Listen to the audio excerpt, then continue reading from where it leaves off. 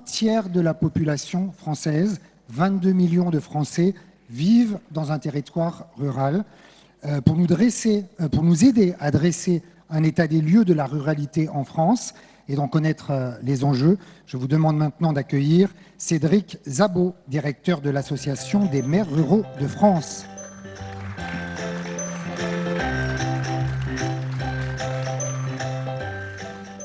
Bonjour Cédric Szabó, votre association, la MRF, fédère près de 10 000 maires. Elle a pour but de défendre les enjeux de la ruralité. Quels sont les principaux enjeux des territoires ruraux ? Le premier enjeu, c'est d'être sur l'écran radar des acteurs. Je me souviens d'une des premières cartes que j'ai vues sur l'enjeu de la mobilité. C'était l'étude par le CERTU de l'enquête mobilité. Et en fait, l'énergie des forces vives de l'État n'était mobilisée que sur l'étude des mobilités à l'intérieur des 20 agglomérations françaises. C'est-à-dire qu'on ne s'intéressait pas, c'est un petit moment, on ne s'intéressait pas du tout à comment ça fonctionnait ailleurs, c'est-à-dire sur les 90% de la géographie française. C'est pour ça qu'aujourd'hui, les enjeux, c'est aussi de faire comprendre la mesure de la gravité de la situation. Il y a un an, à peu près jour pour jour, nos responsables nationaux remettaient au président de la République, au président de l'Assemblée nationale, du Sénat, du CESE, et finalement à la communauté nationale dans son ensemble, une contribution involontaire qui était celle de toutes ces personnes qui avaient accepté l'invitation de venir s'exprimer dans les mairies. Il a été fait référence aux événements de l'année dernière. Et qu'est-ce qu'ils nous disaient, ces gens-là, qui n'étaient pas forcément habillés en jaune, qui n'avaient pas forcément envie d'aller sur les ronds-points. Et ils nous disaient, sur la question de la mobilité, ils nous disaient plein d'autres choses sur autre chose, mais la question du jour, ils nous disaient, et pourquoi nous, on n'y a pas droit ? Pourquoi nous, on n'a pas accès à ces solutions-là, hein ? Et pourquoi on est à côté de la mise en œuvre, voilà. Donc, ils nous disaient, contrairement au débat qui est toujours latent dans l'écosystème politique, pourquoi on n'ouvre pas des lignes au lieu d'essayer de les fermer, pourquoi on ne met pas en place des services pendulaires plus intenses. Voilà. Et donc, cette gravité-là, aujourd'hui, un an après, on est obligé de constater qu'elle est toujours très prégnante. L'écran radar, ça c'est vraiment déterminant. Et puis de l'autre côté, la gravité de la situation, le fait que le quotidien de nos habitants, il est très fortement marqué par cet enjeu-là de la question de la mobilité ou de la démobilité ou de la non-mobilité. C'est un point qui est déterminant parce que si on a juste la question de comment est-ce qu'on se débrouille pour les mettre dans des tuyaux pour qu'ils aillent d'un point A à un point B, on passe en partie à côté d'un enjeu majeur qui est celui aussi de la manière dont les gens peuvent ou veulent vivre dans leur territoire. Vous parliez de ces paroles aux citoyens, hein. C'était ce cahier de doléances que vous aviez proposé, c'était en janvier, c'est ça ? Alors c'est le 8 décembre. 8 décembre. Qu'est-ce qui s'est passé depuis, concrètement, dans ce cahier de doléances a été repris ? Est-ce que certaines mesures, il y a eu l'annonce de l'agenda rural par le Premier ministre Oui, on a, donc si je fais un peu d'histoire rapide, donc ces cahiers de doléances et de propositions, parce qu'on considère que nos habitants, ils sont aussi en capacité de proposer et de mettre en œuvre des choses. Et donc sur ces enjeux-là, effectivement, il y a eu ensuite la séquence du grand débat, donc qui était nos cahiers finalement repris par les services de l'État en disant, voilà, donnons la parole un peu à tout le monde.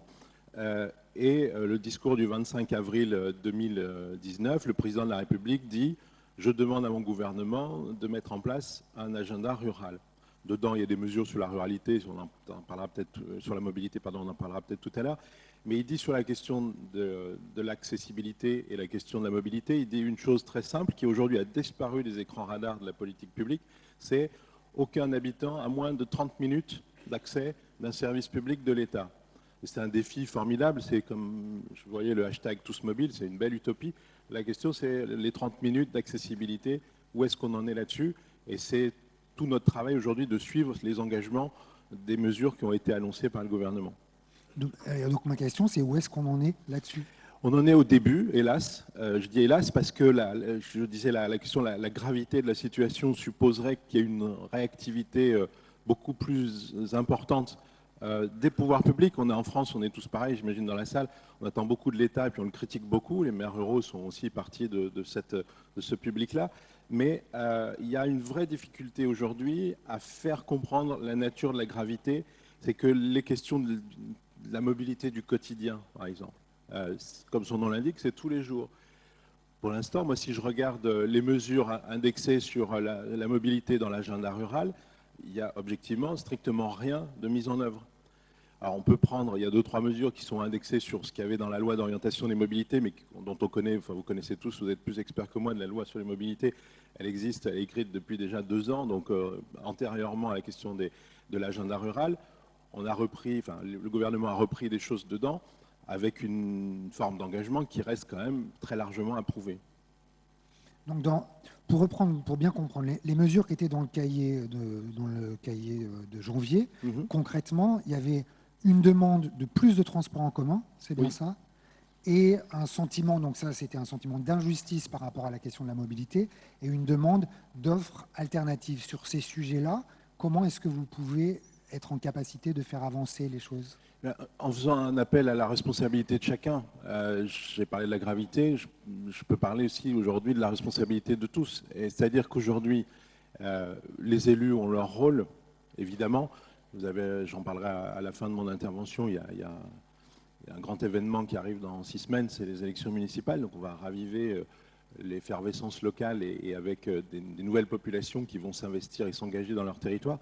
Mais aujourd'hui, c'est un message d'interpellation bienveillante, hein, c'est pas du tout agressif, mais à un moment donné, j'entendais parler de passage à l'échelle, j'entendais passer. Bon, si on fait l'impasse sur le débat sur les moyens, Valérie y a fait référence dans son propos introductif, on passe à côté du sujet. Sur le passage à l'échelle, déjà, il renvoie à une notion qui est, à notre avis, un peu trompeuse, ou en tout cas qui n'est pas forcément suffisante, qui est, ça suppose qu'on ait une lecture un peu supra, et d'aller du haut vers le bas, et que, alors qu'en fait, et il y a beaucoup d'acteurs dans la salle et qui témoigneront, je le sais, cet après-midi ou ce matin, qui mettent en place des choses et qui rament pour les mettre en place.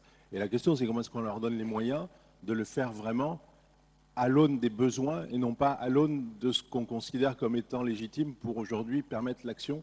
Je regardais dans la loi de finances, on dit pour développer, pour permettre aux intercommunalités de mettre en place la compétence qu'ils sont censés prendre dans le cadre de la LOM. L'État, dans la loi de finances, dit 30 à 40 millions d'euros sur la compensation TVA suite à la suppression de la taxe d'habitation. On veut bien, mais là aussi, on revoit un sujet qui nous est cher, c'est la comparaison entre l'urbain et le rural. C'est quand je parlais d'écran radar. J'ai juste comme ça, je ne sais pas pourquoi ce chiffre-là me vient en tête, 30 à 40 millions par an pour la mobilité, pour aider les AOM intercommunales à mettre en place toutes les solutions que vous avez dans vos poches et que vous essayez de mettre en place, et les 30 milliards sur le développement du très grand Paris Express. Et donc, vu de la campagne, cette question-là, elle est déterminante. C'est-à-dire que c'est formidable et il est indispensable. Nous, on n'a pas à juger de ça. Simplement, il y a une vraie difficulté structurelle dans l'équilibre des moyens qui sont mis sur la table et sur l'implication. La France, elle est grande, 530 000 km². Vous avez rappelé le chiffre tout à l'heure, 22 millions d'habitants.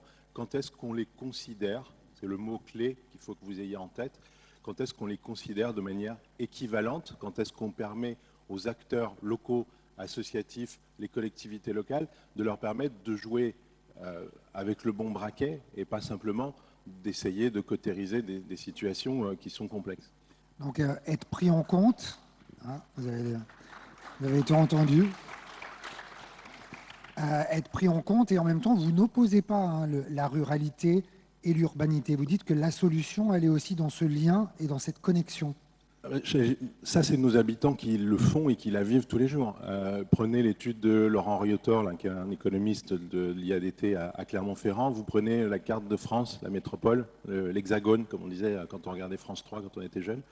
Vous mettez le tiers des communes les moins denses sur le premier tiers. Vous avez, donc ce premier tiers géographique correspond à un tiers des actifs français. Donc sur les 40 millions d'actifs, il y en a un tiers qui habitent dans ces communes les moins denses, mais il y a simplement 4 millions d'emplois. Donc ça veut dire que tous les matins, ils partent et ils reviennent le soir. Et donc cet enjeu-là, il est déterminant parce qu'il fait poser la question de manière différente, et c'est, si on le peut imaginer, notre contribution au débat, qu'on a essayé de poser, qu'on va poser dans la loi 3D aussi, c'est de se poser la question, est-ce que ce modèle-là est durable? On connaît la réponse tout à l'heure, vous posiez la question de la compatibilité entre les enjeux du climat, etc. Donc d'où la question aussi de relocaliser de l'activité pour générer de la démobilité. On est, nous, modestement contributeurs à ça. On dit le patrimoine communal, il contient des mètres carrés qui, au jour le jour, ne sont pas toujours utilisés. D'ailleurs, souvent, quand on va à la mairie, elle n'est pas ouverte, tout ça. Bon. Donc, il y a des mètres carrés disponibles. On a ouvert une plateforme qui s'appelle RuraConnect. C'est quoi? C'est de dire, aujourd'hui, vous habitez dans un village ou à proximité d'un village, et vous pouvez, plutôt que d'aller prendre le train à Villefranche ou à Clermont pour aller dans une autre ville pour aller retrouver votre emploi, avec la bienveillance du monde de l'entreprise. Donc il faut qu'on aille interpeller. Et c'est pour ça que l'urbain nous est très précieux. C'est eux qui aujourd'hui captent et localisent les grands employeurs. Et c'est à eux de nous aider, de leur expliquer que, par exemple, il faut accélérer la question du développement du télétravail. Et là, derrière, nous, on est capable de proposer la question de la relocalisation de l'activité à la fois économique à temps partiel sur le télétravail, mais c'est pas le télétravail qui va sauver le monde rural, mais en tout cas on voit bien qu'il y a une intuition assez évidente, mais de l'autre côté de relocaliser pour de vrai des activités. Merci pour cet éclairage. Vous le disiez, ce sera notre dernier échange. On est à la veille d'échéances municipales. Est-ce que la question de la mobilité inclusive est au cœur finalement des préoccupations des maires, ou est-ce que c'est un sujet qui est au cœur de conférences qu'on organise ici? Elle l'est en permanence parce que la mobilité, c'est aussi celle de l'élu qui va voir l'habitant, qui va s'occuper de savoir si ça va. J'étais hier avec la Poste qui me disait mes facteurs, ils savent dire si la mamie elle va bien. Donc il faut vraiment avoir cette alliance entre l'urbain et le rural, mais aussi entre le mobile et le non mobile, entre le fait qu'il y a des gens qui sont empêchés, et il faut réfléchir notre aménagement du territoire.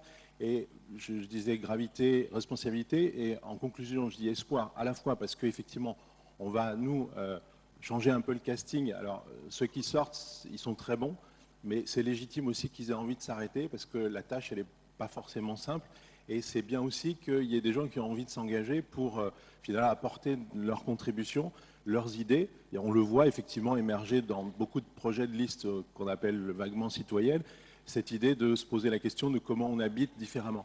Et ça, c'est une dernière interpellation qui est aussi un signe d'espoir, c'est que il y a juste, dans notre écosystème, on est toujours témoin du fait, je l'évoquais tout à l'heure, de la centralité vers le territoire. Et ça tient en particulier dans le domaine de la mobilité à l'usage de ce qui nous paraît être pour nous un faux ami, qui est la référence au dernier kilomètre. Le dernier kilomètre, c'est le kilomètre du logisticien, et c'est celui qui lui coûte toujours le plus cher. Et nous, on dit simplement, parce que les élus administrent la vie de citoyens, c'est qu'il faut changer de regard sur la ruralité, et un des outils, c'est non plus de parler du dernier kilomètre, mais de parler du premier kilomètre. Et à partir de là, revisiter tous vos concepts, toute votre manière de penser, l'articulation entre l'accès aux services, l'accès à la mobilité, et vous verrez qu'on inventera d'autres solutions qui seront vertueuses sur l'ensemble du territoire.